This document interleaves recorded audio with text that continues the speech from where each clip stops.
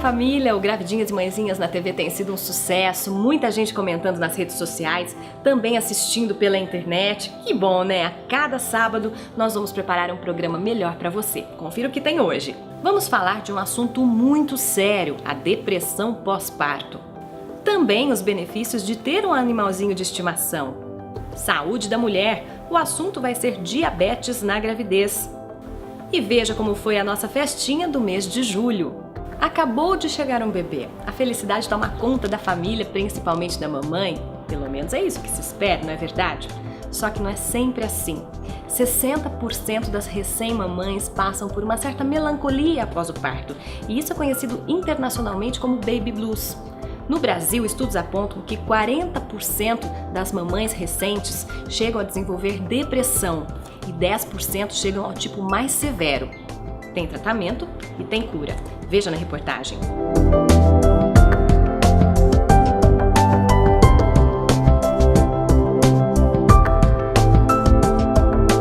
A Emily e a Emanuele são a alegria da vida dessa mamãe. Mas quando elas nasceram, não era assim que a Fernanda se sentia. Primeiro, muita tristeza, muito choro, um contentamento com tudo, muito sono, falta de disposição e de vontade para tudo. Nada tinha mais interesse, mesmo uma leitura que eu gostasse, um programa que eu gostasse de assistir, uma música, tudo tinha perdido interesse. Fui perceber aos 2 meses, a Emanuele estava com 2 meses já. Então era meio, eu não enxergava mais, não tinha mais cor as coisas, não tinha sabor, a comida, quando eu tinha fome, a comida tinha sempre o mesmo gosto.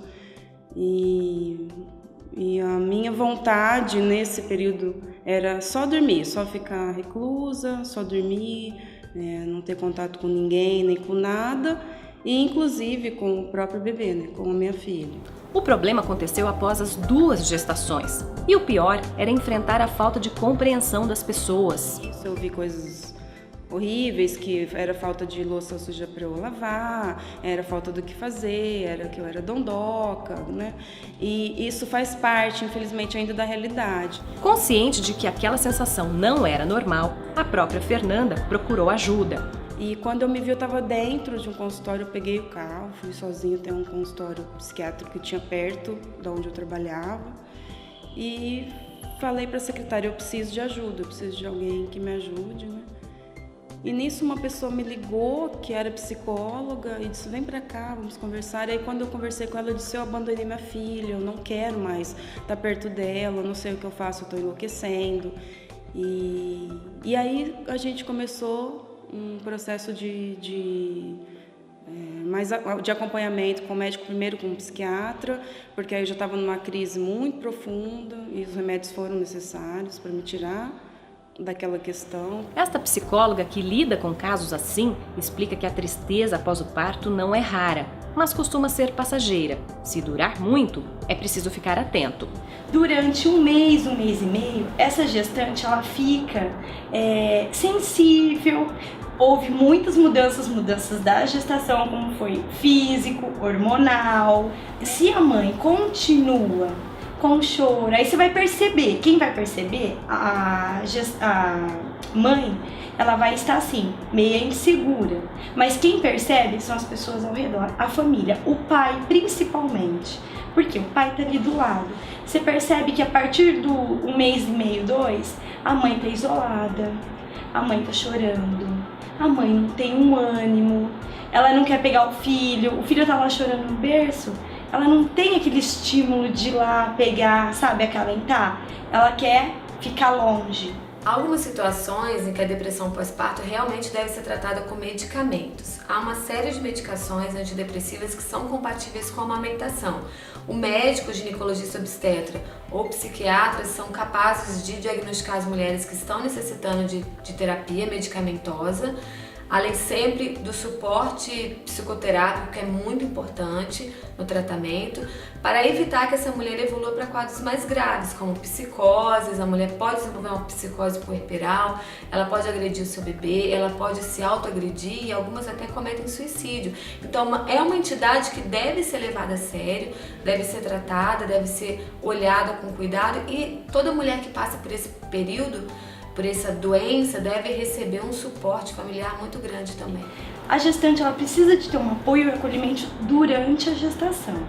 Esse apoio e acolhimento é super fundamental para o nascimento, para depois do nascimento. Por quê? Ela vai se sentir apoiada. Não saia daí, porque ainda vamos falar de animais de estimação em casa, diabetes na gravidez e mostrar a nossa festinha do mês de julho.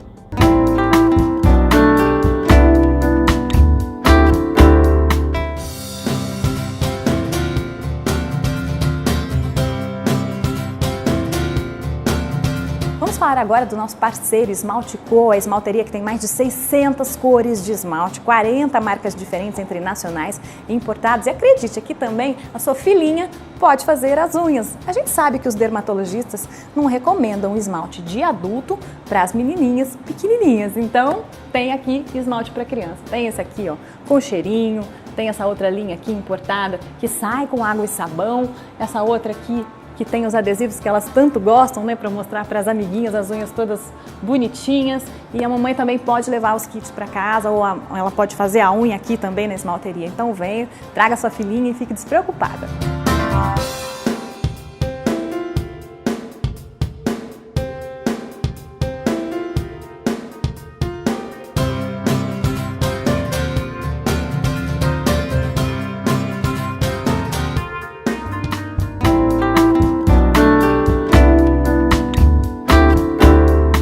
Seu filho já chegou a pedir um cachorrinho, um gatinho ou algum outro bicho? Muitos pais relutam, né? Ficam com medo do trabalho que vão ter e também ficam preocupados com a saúde da criança. Bom, a gente tenta ajudar com uma reportagem. Roda aí! A Maitê adora o peixe, mas a paixão maior é a Maia, esta dócil fêmea de maltês que já existia na casa quando ela nasceu. A autoestima acho que é uma coisa que é legal também, que é trabalhada nessa relação. Você viu? Ela fala assim, a Maia gosta de mim. E às vezes ela fala, mãe, a Maia não quer brincar comigo, ela não gosta mais de mim. Não, filha, calma, ela só não quer brincar agora. E você vai trabalhando isso, de que não é por isso que ela não gosta mais de você, né? E tem algumas coisas que são bacanas de trabalhar quando você tem um bichinho. Depois da Maitê veio o Theo.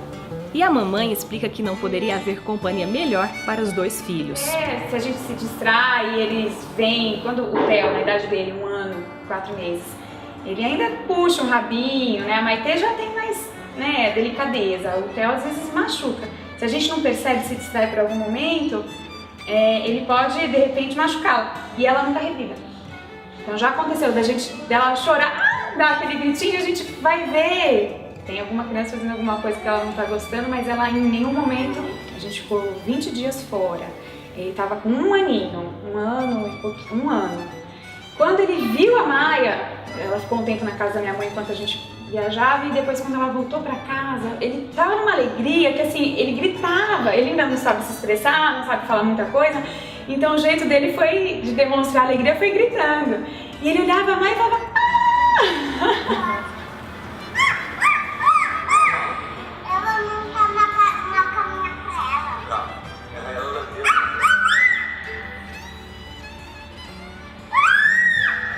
A psicóloga Daniele Zeotti apoia totalmente a adoção de um bichinho, por vários motivos. A responsabilidade que a criança começa a ter. Porque eu falo, não adianta só você dar um bichinho. Não pode ser um brinquedo. Não é um brinquedo. Não adianta você adotar um cão, um gato e deixar lá em casa, não. Primeiro você tem que fazer um contrato com seu filho mesmo. Explicá-lo, olha, é uma vida que vem aqui pra casa. E é uma vida que vai depender da gente. E você vai poder ajudar nisso. Colocar tarefas para a criança. Claro que de acordo com a idade da criança, ela vai poder ter mais ou menos responsabilidade sobre o animal. Ele ajuda a criança no desenvolvimento social, né? Então nessa questão da responsabilidade pelo outro, psicológico de desenvolver a empatia, porque o animalzinho não fala, então ele vai ter que se colocar no lugar do bichinho. Mamãe, eu acho que ele tá com dor de barriga, eu acho que ele tá com fome, eu acho que ele tá com frio, eu acho que agora ele quer passear. Isso é empatia, que depois vai ser transferida às outras pessoas e aos adultos. Quantos adultos a gente vê que não tem empatia nenhuma, não conseguem se colocar no lugar do outro de maneira alguma e tentar pensar no que o outro sente. E físico da criança. Por quê? As crianças menores, elas vão começar a correr atrás do cachorrinho, atrás do gatinho. As bem pequititinhas ainda, elas vão ter que começar a controlar a coordenação motora fina para fazer um afago no cachorro. Ela não pode ser um tapa na cabeça do cachorro ou do gato. Ela tem que ser leve, suave. E também na questão tátil, da sensibilidade. Aguça as outras percepções também, o olfato, o cheiro quando faz alguma necessidade dentro de casa, igual pôr xixi do cachorro dentro de casa, o barulho, o latido, o grunhido, o miado. Então assim, ajuda a criança no desenvolvimento global. A Mariana, futura veterinária e mãe do nosso grupo, explica que ter um bichinho é saudável, desde que haja alguns cuidados. O animal, em primeiro lugar, ele tem que ser bem cuidado na parte veterinária. Tem que ter vermifugação, vacinação em dia, tem que ter banhos periódicos. Lógico que esse animal, ele, por andar em tudo quanto é lugar, mexer às vezes em lugares que não estão tão limpos assim, ele vai trazer alguns alérgenos, alguns patógenos para dentro da casa. Só que lógico que você não vai deixar uma criança sempre sozinha, evitando riscos de arranhões, de mordidas, porque a criança não tem noção do que ela faz, né, quando é muito pequena. Você, pai, mãe, que vai ter que ensinar para ela como ela fazer um carinho, a não puxar os pelos do animal, a não bater, para ele não revidar. E se você já tem um bichinho de estimação, no nosso clube de vantagens temos parceiros Pet Shop que dão descontos para quem tem aquele cartão. Você já tem o seu? Não? Então entre no nosso site, o gravidinhasemanhãzinhas.com.br, e faça o seu cartão com uma taxa de R$50 por ano. São mais de 130 parceiros de vários segmentos. E no próximo bloco nós vamos falar de diabetes na gestação e também mostrar a nossa festinha do mês.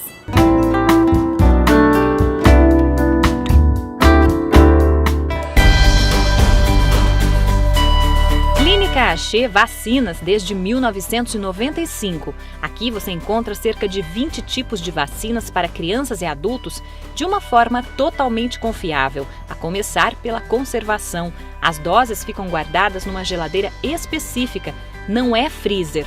Toda oscilação de temperatura é controlada e gravada, e as vacinas vêm em embalagens individuais.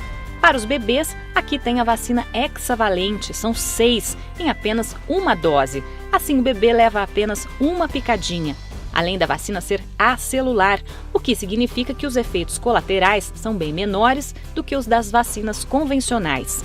E quem tem carteirinha do Clube de Vantagens Gravidinhas e Mãezinhas tem desconto de 15%. A Clínica Axê Vacinas atende com hora marcada. Fica na Rua Lafayette, 1561, esquina com a Olavo Bilac.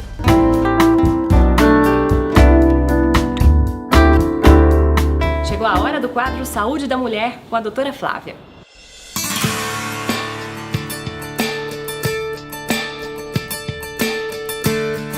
Olá meninas, estamos mais uma vez aqui no nosso quadro Saúde da Mulher. Hoje eu tenho o prazer de estar conversando com a endocrinologista Patrícia Moreira e hoje a gente vai falar sobre um tema que interessa muito, principalmente as gravidinhas. Nós vamos falar sobre diabetes gestacional. Então, primeiro, doutora Patrícia, queria saber de você se mais mulheres estão ficando diabéticas na gravidez? Sim, ultimamente a gente tem percebido que mais mulheres estão diabéticas sim na gestação. E principalmente por 3 fatores. O primeiro, que mais mulheres estão engravidando acima do peso, né? Acompanhando a prevalência do excesso de peso, de obesidade, mais mulheres estão acima do peso engravidando. Um segundo motivo é que a mulher tem adiado cada vez mais a gestação para a idade após os 30 anos, muitas vezes após os 35 anos. E a idade é um fator de risco para desenvolver o diabetes na gestação. A mulher com mais de 35 anos, ela tem uma chance maior de desenvolver diabetes gestacional. E o terceiro fator de risco é que hoje faz parte das consultas de pré-natal o rastreamento do diabetes na gestação, coisa que não acontecia há muitos anos atrás, quando foi começando a avaliação do diabetes na gestação. Então esses 3 fatores são fatores principais para a gente ter mais casos de diabetes na gestação. E falando no rastreamento, como que é que faz esse diagnóstico na gravidez? Bem, geralmente todas as mulheres numa primeira consulta de pré-natal, né, aquela primeira consulta em que vai ter as orientações iniciais para uma gestação, o ideal é que a mulher faça um teste de açúcar simples no sangue, a glicemia, justamente para verificar se ela já tinha diabetes antes da gestação.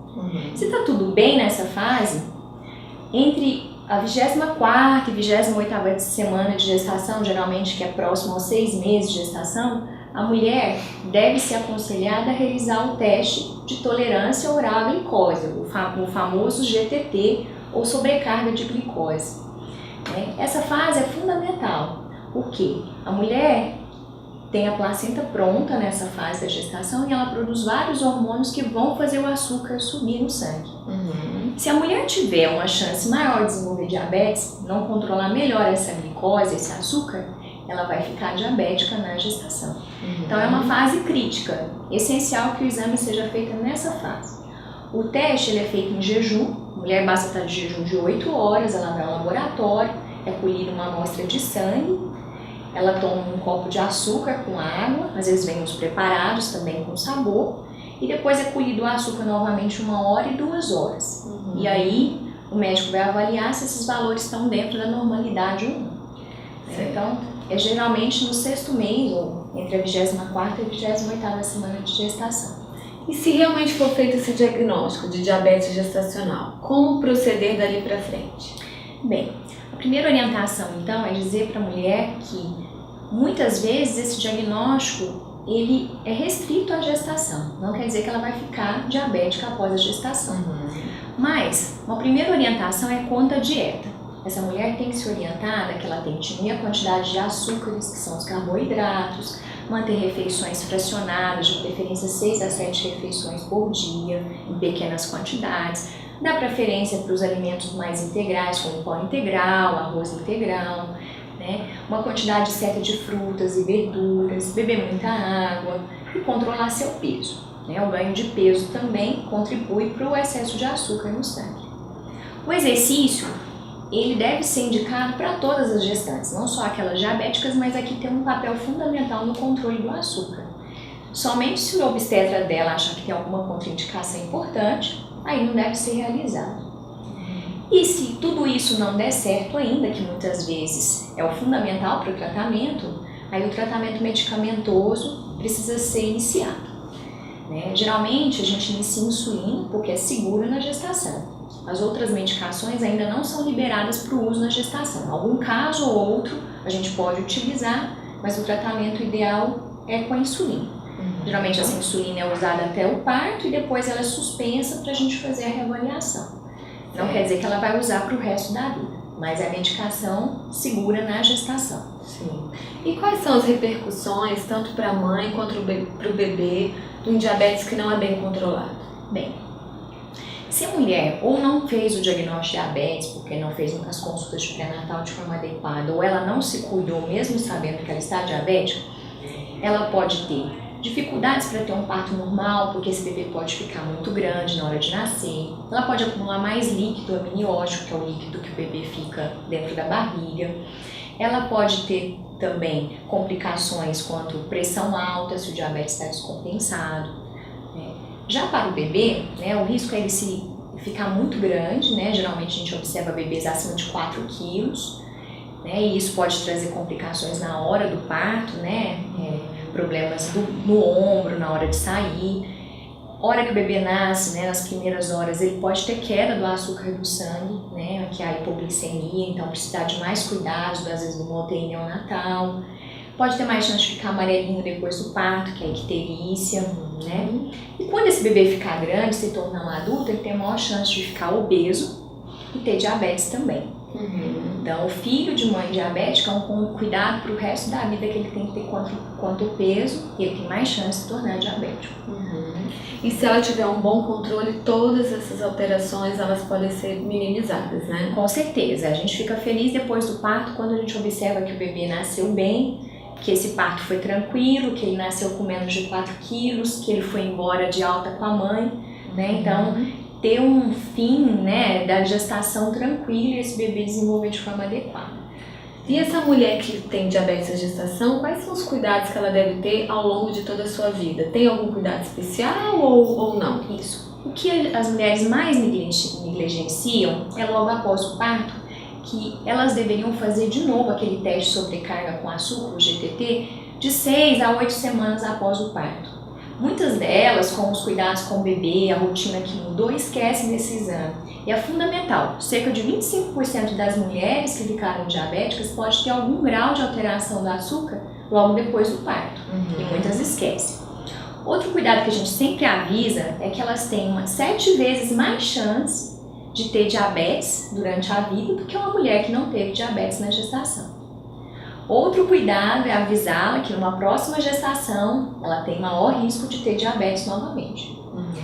Então, o mau cuidado é ela ir em consultas logo após o parto para saber se está tudo bem, controlar seu peso, manter uma dieta equilibrada, se possível praticar um exercício para controle de peso também. Lembrando que é importante que ela faça exames anuais ou até a cada 3 anos, para saber se o açúcar está tudo bem. Né? E fundamental aqui é a amamentação. Eu tenho estudos mostrando que a mulher que amamenta pelo menos 3 meses de forma exclusiva no peito, ela tem 50% menos chance de desenvolver diabetes em 10 anos. Então, ela diminui pela metade a chance de ficar diabética em 10 anos.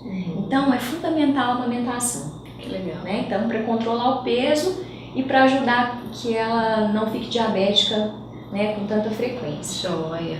Ok, doutora Patrícia, muito obrigada. Acho que as informações vão ajudar bastante as gravidinhas aí a se preparar nessa fase e estarem de olho no diagnóstico do diabetes. Só mais uma coisa, Flávia, que a gente precisa deixar bem claro para as gestantes que venham desenvolver diabetes na gestação, que o diabetes não é uma contraindicação para o parto normal. Sim. Né? Então, muita mulher ela é aconselhada a fazer cesariana por conta que ela é diabética. Não. A conduta da cesariana é se for necessário, for indicação do seu obstetra de forma adequada. Isso. Né? Ok, isso é uma dica bem bacana também. Ok, meninas, a gente se vê no próximo quadro de Saúde da Mulher. Obrigada, doutora Patrícia. Obrigada a você. Até a próxima. Tchau, tchau.